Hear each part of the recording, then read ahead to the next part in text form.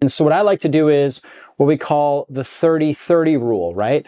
In each meal that you consume, you're aiming for at least 30 grams of protein and at least 30 grams of fat. Now, there are some caveats to that. Like, for example, if you don't have a gallbladder, right, then you may need a little bit less fat because you need the bile that is stored in the gallbladder to really help emulsify those fats. So some people without a gallbladder, if they consume 30 grams of fat, they feel very nauseous, they have loose stools, they just don't feel good, okay? So then we might lower it to 15, 20 grams of fat in that meal. But for most people out there, 30 grams of fat, that's really only 270 calories. So 30 grams of fat, 9 calories per gram, it's 270 calories, right, of fat.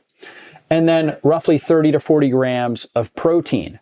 There's only 4 calories per gram of protein, so 4 times 30 is 120. So altogether, 270 plus 120, that's roughly 390 calories. Now you can consume a little bit more fat, a little bit more protein. I know for me, I consume 2 meals a day. When I consume those meals, I'm probably getting 50 to 60 grams of fat, 50 to 60 grams of protein in those meals to really get me the overall macronutrients that my body needs, the overall calorie load that my body needs. Now, here's what happens when we do that. When we get the right amount of fat and protein, right? And that's why I say the 30-30 rule, okay? It could be more, again, especially if you're a young, active male, maybe you're weightlifting like I am, you might need just more calories in general.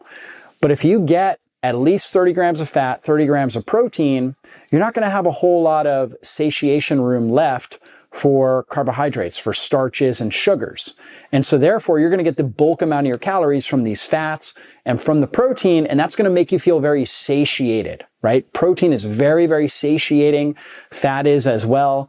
And that means that you're just not going to have the cravings or the hunger to go out and eat a bunch of starch, right? Eat a bag of potato chips, or even eat a lot of root vegetables, which are, healthier sources of carbs. You're just not going to have as much of an appetite for that. And so therefore, you're going to have a lower level of carbohydrates. You're going to stimulate more protein synthesis. You're going to keep your insulin levels. Again, that's the fat storage hormone. You're going to keep insulin down, and you're going to turn up fat burning. And again, build lean, strong, healthy muscle tissue. So that's what we should be looking for. Now, what are some of the best sources of protein?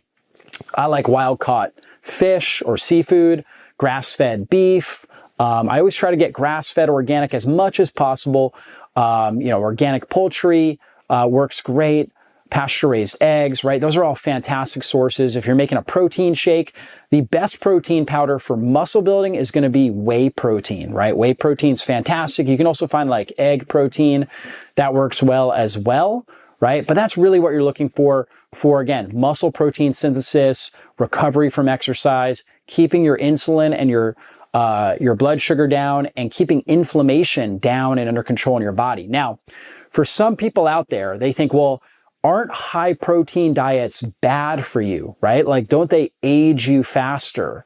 And there is some truth to that. If you're eating protein, a lot of protein from the time you wake up in the morning to the time you go to bed, right? You're eating, let's say, 16 hours a day, and every 3 hours or so, you're having a large amount of protein. That can drive up something called, our mTOR pathway too much, to the point where we accelerate the aging process and really drive up inflammation. This is kind of what bodybuilders do. When you look at a bodybuilder, you see somebody who looks very healthy on the outside, but they're actually not very healthy, right? And they're, a high-level athlete that's training for a competition.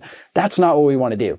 We want a high-protein diet, but we want to consolidate our eating window. So I call this feast-famine cycling. So when our ancestors had food available, they ate a lot, right? So if they killed an animal, they would eat, they would feast, right? Eat until they're fully satiated. And, it was hard to store a lot of that, right? They would try to salt it and things like that, but they didn't have a refrigerator, they didn't have a freezer to stick it into. So, they had to eat it, over the course of, let's say, a few days, or it would rot and go bad. And so when they had food available, they would feast, and then they would go through times of famine where they weren't eating. The way that we can mimic that in our society today is consolidate our eating window, right? Compress it. So I like something like, for example, a 6 or 8 hour eating window where you're eating your meals, Okay, with high protein, the 30-30 rule, right? Or even more protein and fat. If you're like a young, athletic male or something like that, you might need more than that. And so we're eating that, but we're doing it in, let's say, an 8-hour eating window. So let's say 3 meals in an 8-hour eating window. So 10 a.m., let's say 1 p.m., and then 5 p.m., right? We're eating our meals in that window, or maybe even compressing it even more in like a 6-hour eating window. This is what I typically am shooting for. I usually have my first meal around 1 o'clock, and I'm usually done with dinner by 7 o'clock. And it's usually 2 meals. Every now and then I'll have like a high protein snack if I just feel like I need a little bit more calories. And so that's typically what I'm doing. But in my meals, again, I'm really focusing on protein and fats. And if you do that, you follow that 30-30 rule, you get enough protein, enough fat, you're going to keep your carbohydrates down, you're going to keep insulin down, you're going to turn up fat burning and muscle building in your body.